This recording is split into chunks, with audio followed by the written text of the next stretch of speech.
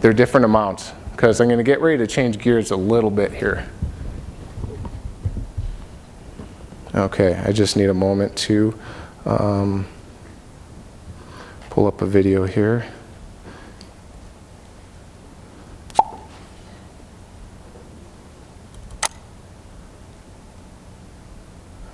Okay, we're going to see a test drop.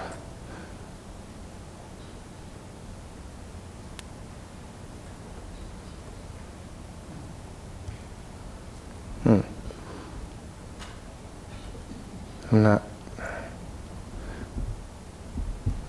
Technical difficulties, one moment.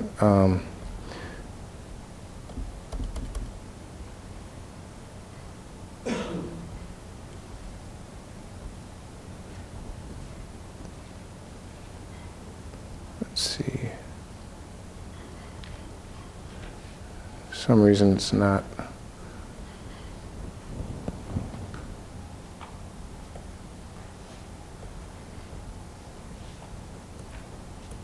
Not allowing me to get down. Well, we'll have to do something different. It's time to improvise. I need a couple of people. Anybody ever play tug of war? Anybody been in a rigging class before? Yeah? Okay. So we're going to talk a little bit about vector forces and horizontal lifelines. Come on, take a chance. A couple of you stand up. All right. I need about three more people, please. Okay, if you wouldn't mind just walking over there. We'll need 2 people on each end. There we go. Some good strong anchorage points. Okay. All right. So I'd like all 4 of you to stand shoulder to shoulder. So if you gentlemen wouldn't mind standing next to them, just go ahead and walk over there. Yep, with that in your hand. And everybody hold on to it. Okay, so I'm just going to lean back, see if you can hold my weight. Yeah, not too tough, right? Okay. Now let's go make a horizontal lifeline. So if you 2 stand over there, and we'll see what happens with the horizontal. Okay, so go ahead and make sure you're not going to hit anything. If you need, maybe we can move back this way. Okay, so now go ahead and pull it good and tight. Because I'm just going to do the same thing. I'm just going to lean back, see if you can just hold me up. Okay, so that didn't work too well, did it?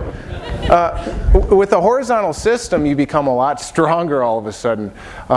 Forces are multiplied by, it can be up to 15 times the actual force that's on them. And thanks guys, you can sit down. Appreciate it. I'll give you a hand. Yeah, that's what happens when my video doesn't work. Have you guys be my live video. Yeah. Forces get a lot bigger. Pretty important when we're dealing with horizontal lifelines. And to deal with this problem, OSHA said pretty clearly that we don't want just anybody setting up or making horizontal lifelines. And the reason I bring this up is you deal with these all the time, and on bridges I know, perhaps on cranes as well, and some other situations. So it's a good idea to have a little understanding of these, how these work. And here's what OSHA says. Only you have to be under the supervision of a qualified person to set these things up. Otherwise, it can't be done. So what we've done is we've come up with a system. It's called the Easy Line, and just have you hold on to this. And it allows you to go up to a span of 60 feet, anchorage point. Looks like a big fishing reel. They love it when I take this to the airport. And pull out the slack, and then you just crank it until it makes a cracking noise. There's a torque wrench in this handle, and it'll crack and let you know. It doesn't really crack, it just makes a noise. It'll let you know that you're good to go. Now you can use this. The engineering's been done. You're under the supervision of a qualified person. It's our head engineer at Capital Safety. So now we can have people set up horizontal lifelines pretty quickly. The important thing is that they understand Again, going back to that image of the guy who falls off of a bridge and he's hanging in front of traffic. We got to understand how much clearance you're going to need below you. And something that closely ties in with clearance is going to be a span. Now, span is just simply the distance between two posts or two stanchions. And the shorter that distance, the less clearance you need. So more stanchions is good. But if you've got a long span, if you look at the chart, let's say we've got a 50-foot span, 50 feet. It's a little bit blurry, but and there's two people on there. They're going to need a fair amount of space, aren't they? They're going to need, let's see, what is that, 24 feet? Quite a bit of space below them. So important to read those instruction manuals for the horizontals and know how much clearance. I'm going to give it one more try at showing you this video just because it's pretty neat. Here we go. And we'll just fast forward it to the interesting part. So this is one of our outdoor drop test centers, and oh good, somebody's turning down the light. Thank you. Yeah, other one maybe. Hey, that works great. So you can see there's a big steel structure there, and we've got a couple stanchions here, and the span is about 60 feet. And this has a particular energy absorber on that we call a Zorbit, and it's an amazing energy absorber, but it's also very simple. It's stainless steel that rips. So if you've ever opened up a can or a tin of ham where you stick the little key in and kind of crank it around, it works on a very similar principle. So I'll play this, and I just want you to notice a couple things. One, how far down this is a worst case scenario, two people, how far down they end up at the end of the fall, and listen to the sound. It's kind of neat of that energy absorber absorbing all that energy. 5, 4, 3, 2, 1. So that's that Zorbit energy absorber pulling all the energy out, and you'll notice a little tough to see, but this is representing two people, 620 pounds of weight. And it has two energy absorbing lanyards on it, and yeah, it's gone down probably a good 20 feet or so. Thanks. You can turn on the lights, please.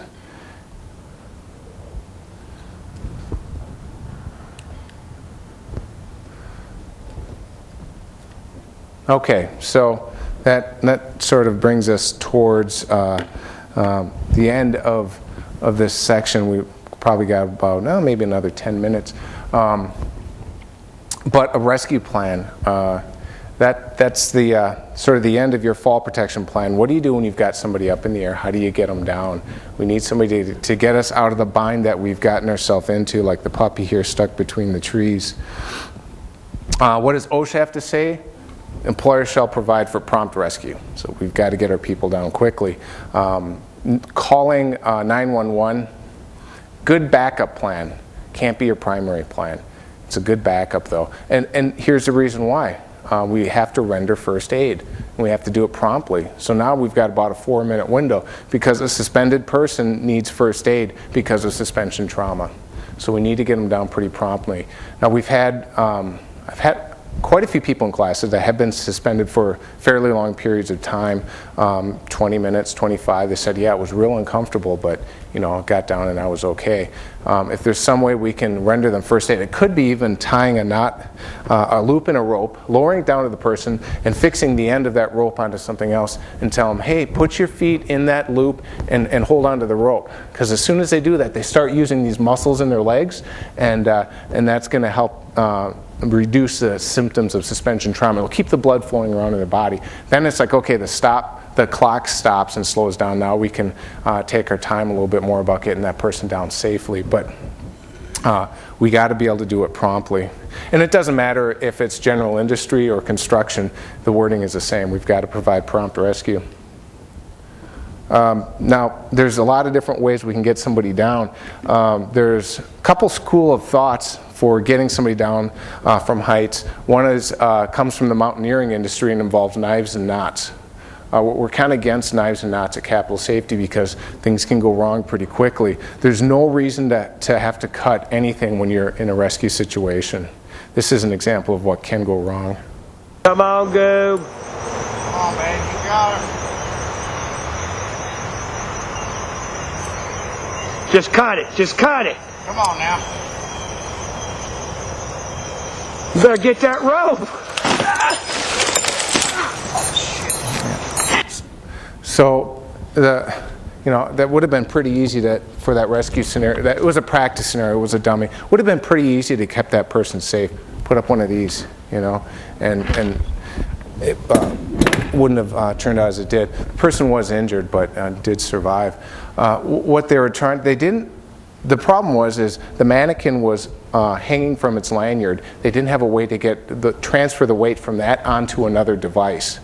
And so what they did is they tied a rope on, and then they cut it and waited for that weight to go on the other device, but they didn't have their hand on the rope to create the friction to lower down the mannequin. A good number of your rescues can be done without ropes, just aerial work platforms, but this is just a simple hauling system. If the person who fell was wearing fall protection equipment, they obviously got to the point where they attached their lanyard. You can attach this to the same point, whether it's a lanyard or an SRL. If the person's conscious, you lower this down, raise them up, and you lower this down, they hook it to their harness, you raise them up, tell them to unhook the lanyard, right, because that's what they're hanging from, and then you lower them back down. Now, if, let's say I hook this, I tell somebody, okay, hook this onto yourself, and I raise it up, and they start trying to unhook the wrong one. What could happen? So now I've got their weight on this. Nothing's going to happen because they can't unhook it. They could open this, but they're not going to be able to lift their own selves up and undo it. So it's very safe. There's also poles that you can use to reach down, hook this into the person. You lift them up, you unhook it, you lower them safely down. It's a pretty simple process, but there's no need to cut. There's no need to tie knots, because when you're in a scenario where it's like, oh my gosh, I want to get my coworker down, I want to rescue them, you don't want to have to worry about, am I going to tie this knot correctly? All you have to do is be able to open up a carabiner, hook it up, hook that to the person, and safely lower them down. The thought process with rescue is, ideally we want a person to be able to rescue themselves. An example could be you're in a self-retracting lifeline, you fall only a few feet, maybe you bang up your shins a little bit, you climb back onto the structure, raise yourself up a little bit, disengages the retractable, so you fall in, you're hanging, you go up a little bit, and then you climb back down to safety. That's self-rescue. We really like those because it doesn't put anybody else to an exposure, anybody else at risk. Assisted self-rescue could be the example of lowering down a rope with a loop in it, or somebody using straps that are attached to the side of their harness to stand in. We call them suspension trauma straps. Could be putting up a ladder next to that person, having the person climb on the ladder, unhook. Of course, if the person is shooken up or injured, not a good option, right? Not a good option. Better then would probably be a mechanically aided, get an aerial work platform, could be a scissors lift, JLG, whatever it might be. Make sure you follow all your safety procedures at heights with that platform. Just because it's a rescue doesn't mean we can ignore those. Got to stick with our safe procedures. And a pickoff is where somebody is actually rappelling down to the victim, hooking into the victim's harness, and then you lower two people down. Why do you think we have that at the very last? A little more risk there, isn't there? A little bit more risk. A lot more, actually. And it's almost never necessary to do that anymore, because we can get people down without having to send somebody else down to that person, unless they're badly entangled in something and we need somebody else down there. That's about what I've got for you. I wanted to leave just a few minutes to see if you have any questions or comments that you'd like to bring up. I realize we're at the end of the day. I've been in seminars myself. I know you've been sitting through a lot, so yes? You don't have any overnight structures tie on? Like you putting up a raft Okay, so the question is, we don't have a sky hook. We don't have anything to tie off above us. There are alternatives. OSHA says that you can only have up to 6 feet of free fall, and if we have to tie on the walking working surfaces, we could have up to 12 feet of free fall. So there are solutions. It's called a Force 2 lanyard, and you can, iron workers will use them. We have a special anchorage connector that will slide along an I-beam, or there's other ways to connect at your feet. You just have to make sure you have enough clearance below you. But we do have an energy absorber that will work with that, and OSHA has addressed it in the letter of interpretation, where they will allow people to have a factor 2 fall. You have to prove that it's infeasible to use other forms of fall protection, but you can do it. Very good question, yeah. Any other questions out there about anchorage, working in aerial work platforms, horizontal lifelines, energy absorbing lanyards, harness usage, rescue? Covered a lot of topics, didn't we? A lot. You can see why we do this in 2 days. There's a lot of information to know about fall protection. Yes, sir? In another part of my life, I do rescue work, and I've done some fix. The mountain climber, and it's just barely switching, at least where I'm from. Uh-huh. From rescuers going from sick harness to full harness. And in your full harnesses, for something like that, would you put your safety line in the D-ring up top, and then do you have them where you would pitch for rappelling in front? We've got, Yes. okay, so the question is where would your safety backup be hooked up to for doing a rescue pickoff? First of all, we have a lot of ways that we can avoid having to do a pickoff. If it were totally necessary, we do have a harness that's a rescue harness that has a D-ring that's a little bit lower here in front and then a higher one, and of course you'll have the back as well. But for the rescuer, the fall protection is going to go on the back. So their secondary would go on their back, and their primary, the device that they would be lowered down with, would be hooked up, of course, to the front. That's the way I've done it. Like you say, the rescue side, you're just barely going to full harness, at least for us. Very interesting. So I have a full harness, and that's the way I've done it when it's used. Yeah, and I'm sure you were here to see those video clips too, and to see that sudden stop in the front. It will cause damage to the neck, but you have the two different philosophies for rescue. Mountaineering tends to be a little bit different because weight is an issue. The weight of the equipment is an issue. Versus industrial, we have pre-engineered systems. Weight's not so much of an issue. We can do that. Interesting comment. Anybody else? Yes. Comment. And when you did the horizontal lifeline demonstration, you had the beavers or the uprights were holding the beam like were designed. Oh yes, that's called a Securaspan. They're pre-engineered systems. They attach very quickly and easily to an I-beam. We have ones that will also connect to concrete. I think we've got 3 different ways of connecting those types of stanchions. So. I think in my experience, a lot of times they don't tie off to something like that. They try to fab off something on the site.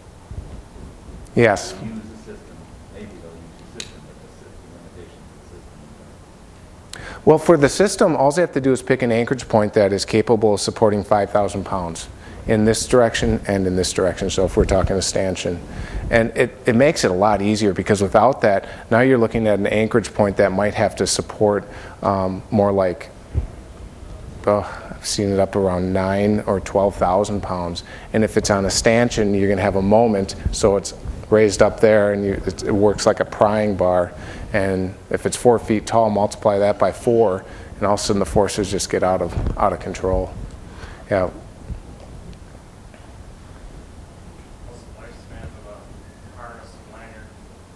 Lifespan of a harness and lanyard. Most people think it's 5 years. It depends on the manufacturer. We don't have a lifespan. We have a technical bulletin that says as long as it passes a competent person's inspection and has not been impacted, you can continue to use it for as long as it passes inspection or has not been impacted. But other manufacturers will put a specific date on there, and if you've got a harness that's brand new, say from another manufacturer, and you're like, gosh, I really don't want to throw this away, call them. Call them up and say, look, I got this brand new harness, what can you do for me? Put it to them. Okay, well, thank you all very much.